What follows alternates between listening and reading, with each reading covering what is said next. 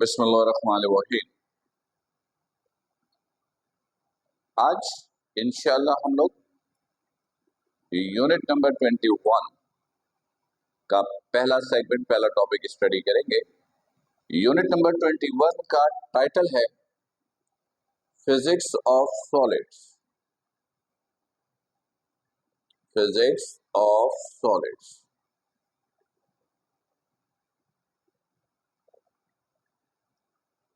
यानी इस चैप्टर के अंदर हम लोग सॉलिड बॉडी की कैरेक्टरिस्टिक्स पर बात करेंगे।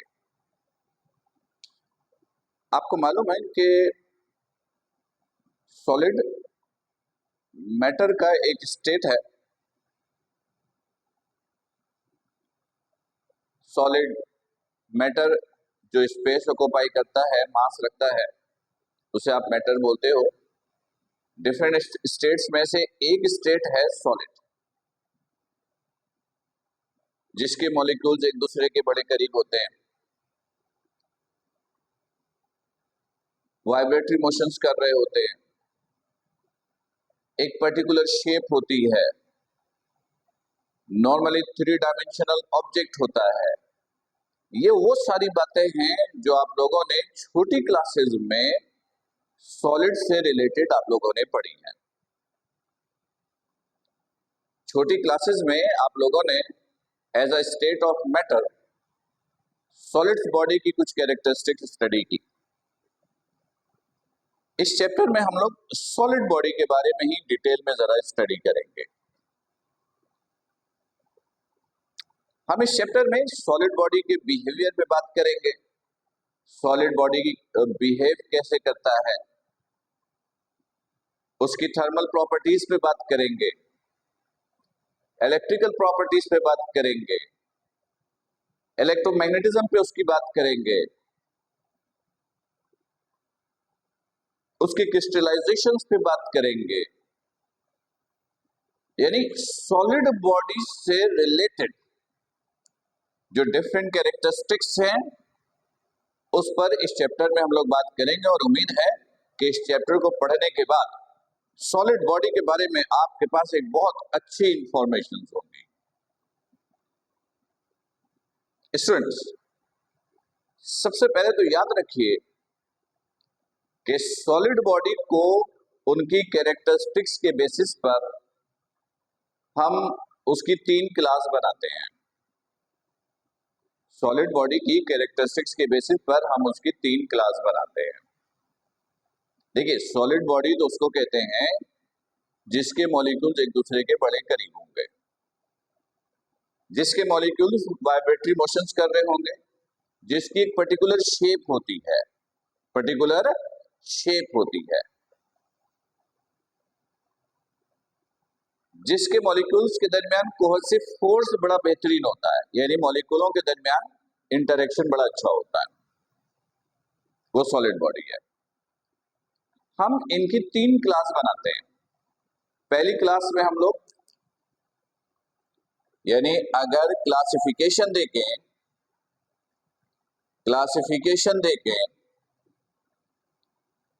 क्लासिफिकेशन ऑफ सॉलिड्स, तो इसमें पहली बारी तो आ जाती है क्रिस्टलाइजेशन की, क्रिस्टलाइन की।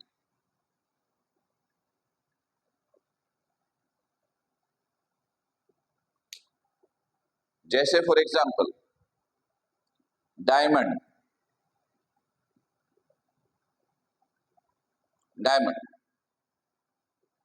डायमंड्स एक क्रिस्टलाइन ऑब्जेक्ट है, क्रिस्टलाइन सॉलिड ऑब्जेक्ट्स है। जैसे सॉल्ट क्रिस्टलाइन ऑब्जेक्ट्स है। अगर आप मेटल की बात करेंगे तो कॉपर, आयरन, जिंक, ये सारी की सारी हम लोग सॉलिड बॉडी की क्रिस्टलाइन ऑब्जेक्ट्स की तरफ इसको लेकर जाते हैं।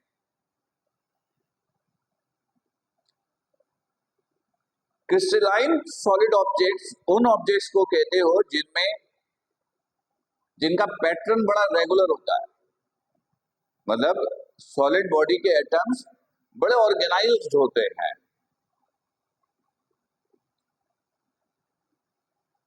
जैसे सॉलिड बॉडी का अगर सबसे छोटा क्रिस्टल ले लो, सबसे छोटा पैटर्न ले लो, जिसे हम यूनिट सेल्स कहते हैं, क्रिस्टल लैटिस कहते हैं, यानी अगर उसका एक पैटर्न आपने देखा तो इसका मतलब उस एटम के अंदर जितने भी एटम्स हैं, यानी सॉलिड्स के अंदर जितने भी एटम्स हैं, उन वो सारे के सारे रेगुलर पैटर्न में होंगे। जैसे स्कूल्स के अंदर असेंबली होती है, रॉ में देखिए या कॉलम में देखिए, रॉ या कॉलम में देखे तो बच्चे बड़े रेगुलर तरीके से जो है ना वो सीक्वेंस में खड़े रहते हैं, एक के बाद एक के बाद एक, रॉ में भी एक के बाद एक। यही सिचुएशन क्रिस्टलाइन सॉलिड ऑब्जेक्ट्स की होती है, बड़े रेगुलर होते हैं, यानी इनकी अरेंजमेंट रेगुलर होती है, इनके मॉलिक्यूल्स, इनके एटम्स की अरेंजमेंट बड़ी रेगुलर होती है। क्रिस्टलाइन ऑब्जेक्ट्स नॉर्मली ट्रांसपेरेंट होता है, लेकिन नहीं भी हो सकता है, नॉर्मली ट्रांसपेरेंट होता है, लेकिन इसकी कंपोजिशंस पे भी डिपेंड करता है कि कंपोजिशंस क्या है, किस तरीके से क्रिस्टलाइन ऑब्जेक्ट्स बनी है। इसका मेल्टिंग पॉइंट एक स्पेसिफिक होता है, यानी वेरी नहीं करेगा। एक पर्टिकुलर क्रिस्टलाइन सॉलिड ऑब्जेक्ट्स का जो मेल्टिंग पॉइंट होगा उसकी वैल्यू फिक्स होगी, राइट। तो आपको थोड़ी सी बात समझ में आई होगी कि हम लोग क्रिस्टलाइन सॉलिड ऑब्जेक्ट्स किसको कहते हैं, जिनका पैटर्न रेगुलर होता है, जिनके एटम्स ऑर्गेनाइज्ड होते हैं, पैटर्न रेगुलर होता है, एटम्स रेगुलर होता है, मेल्टिंग पॉइंट स्पेसिफिक होती है, ट्रांसपेरेंट होता है। कुछ एग्जांपल्स भी मैंने देने की कोशिश की, राइट। इसके अंदर अगर हम दूसरे क्लास की बात करें तो amorphous,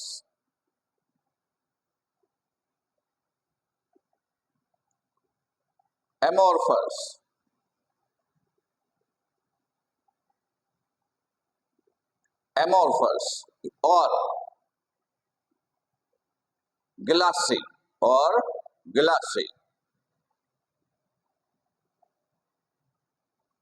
glassy solid objects.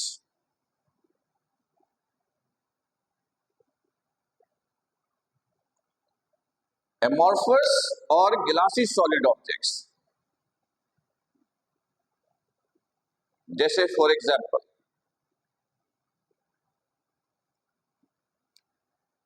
Rubber, plastic, window glass,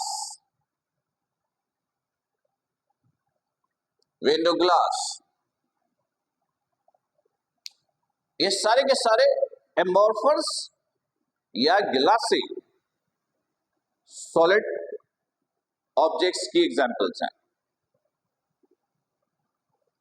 amorphous या ग्लासी जो सॉलिड ऑब्जेक्ट्स हैं,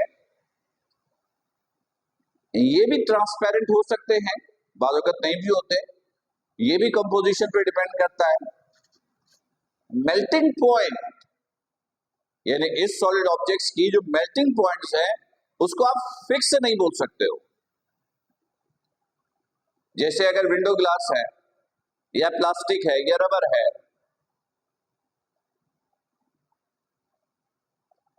क्रिस्टलाइन सॉलिड ऑब्जेक्ट्स के मुकाबले में इनकी कोर्सिव फोर्सेस थोड़ी कम होती हैं, और मेनली इसका जो मेल्टिंग पॉइंट है वो इनकी कंपोजिशंस पे डिपेंड कर रहा होता है। मतलब कि अगर प्लास्टिक है तो प्लास्टिक के अंदर भी उसकी कंपोजिशन किस तरीके से है, किस तरीके से वो बनी हुई है, इस पे डिपेंड करता है। तो टेम्परेचर कोई फिक्स नहीं है इसकी, राइट। यानी अगर सॉलिड ऑब्जेक्ट्स जैसे विंडो ग्लास है, और विंडो ग्लास भी अलग अलग टाइप की है, विंडो ग्लास भी अलग अलग टाइप्स की है, तो जब कंपोजिशन अलग है तो उनको मेल्ट करवाने के लिए जो टेम्परेचर की जरूरत पड़ती है वो भी डिफरेंट होगी। तो इसीलिए इसका कोई मेल्टिंग पॉइंट आप फिक्स नहीं कह सकते हो, राइट।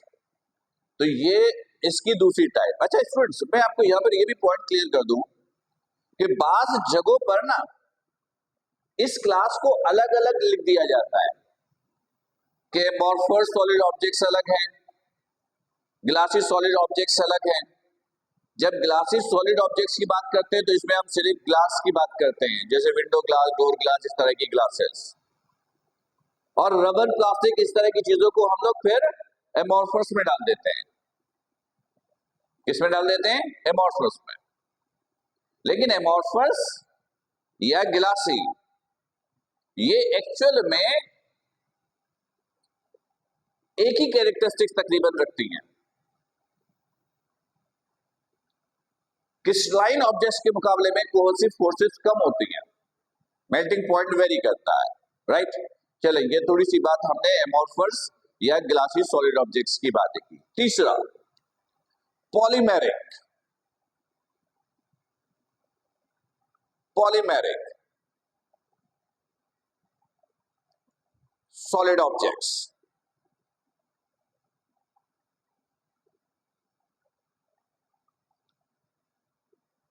जैसे पीवीसी,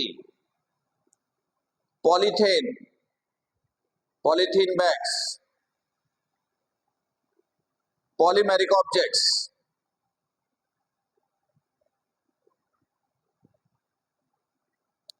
ये सारे पॉलीमेरिक सॉलिड ऑब्जेक्ट्स की एग्जांपल्स हैं। ये ऐसे सॉलिड ऑब्जेक्ट्स होते हैं जो नॉर्मली सॉलिड और लिक्विड के दरमियान का एक स्टेज होता है। सॉलिड और लिक्विड के दरमियान का एक स्टेज होता है। इनकी एक फ्लेक्सिबिलिटी होती है। ये ट्रांसपेरेंट नहीं होता, ट्रांसपेरेंट होता भी है लेकिन नहीं भी, यानी इसकी कोई फिक्स नहीं है। यानी आप इसको ट्रांसपेरेंट भी बना सकते हो और ज्यादातर केसेस में ये ट्रांसपेरेंट नहीं होता, राइट। इसकी मेल्टिंग पॉइंट भी कोई फिक्स नहीं है, लेकिन ये बहुत ही ज्यादा हाई टेम्परेचर पे मेल्ट होगा, बहुत ही ज्यादा हाई टेम्परेचर पे मेल्ट होगा।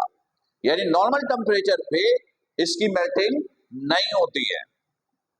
नॉर्मल लाइफ में जो हम लोग पॉलीथीन्स और इस तरह की चीजों का इस्तेमाल करते हैं तो इसमें क्या होता है, इसमें नॉर्मल टेम्परेचर जो 30, 35, 40, 45, 50 तक भी आप चला जाए तो इसकी मेल्टिंग नहीं होती है। ये हमेशा हाई टेम्परेचर पे मेल्ट होता है, राइट। तो स्टूडेंट्स, फिलहाल अभी तक इस सेगमेंट्स में हम लोगों ने बात सिर्फ सॉलिड ऑब्जेक्ट्स और उसकी क्लासिफिकेशन पे की है, राइट। इन शॉर्ट कि सॉलिड्स एक पर्टिकुलर शेप रखने वाला ऑब्जेक्ट है जिसकी कोहेसिव फोर्सेस अच्छी खासी होती है, यानी बेहतरीन होती हैं। मॉलिक्यूल्स एक दूसरे के बड़े करीब होते हैं, पर्टिकुलर शेप में होता है। कैरेक्टरिस्टिक्स के बेसिस पर हम लोग इसको 3 हिस्सों में ब्रेक कर देते हैं। एक क्रिस्टलाइन, जिसकी एग्जांपल मैंने दी, जैसे डायमंड, सॉल्ट। दूसरा एमॉर्फस या ग्लासी। एमॉर्फस ग्लासी को अलग अलग बोलोगे तो ग्लासी के अंदर सिर्फ ग्लास आ जाएगा, जैसे विंडो ग्लास एटसेट्रा। और एमॉर्फस के अंदर फिर रबर, प्लास्टिक, इस तरह की चीजें होंगी। बास कंडीशन में इनकी कैरेक्टरिस्टिक्स में डिफरेंस तो होता है, उस बेसिस पर इसको अलग अलग कर देते हैं, लेकिन हकीकतन इनकी जो प्रॉपर्टीज हैं वो एक दूसरे से मैच ही होती हैं। वो आगे जाकर हम लोग डिटेल में देखेंगे। और तीसरा जो है वो पॉलीमेरिक सॉलिड ऑब्जेक्ट, जिसके अंदर पॉलीमराइजेशन का फिनोमेना हो रहा होता है, जिसकी एग्जांपल हमने आपको पीवीसी या पॉलीथीन इस तरह के सॉलिड ऑब्जेक्ट्स के तौर पर दी, राइट। उम्मीद है कि सॉलिड ऑब्जेक्ट्स क्या होता है, उसकी क्लासिफिकेशन क्या है, उसके बारे में बेसिक इंफॉर्मेशन जो है वो आप तक पहुंच गई होंगी, राइट। अब अगले सेगमेंट के अंदर हम लोग सॉलिड ऑब्जेक्ट्स की प्रॉपर्टीज, मैकेनिज्म्स और उसके अदर कैरेक्टरिस्टिक्स पर बात करेंगे। कोई कंफ्यूजन हो तो नोट करके रखिएगा, लाइव सेशन में इंशाल्लाह हम लोग डिस्कस करेंगे। अपना ख्याल रखिएगा। अस्सलाम वालेकुम।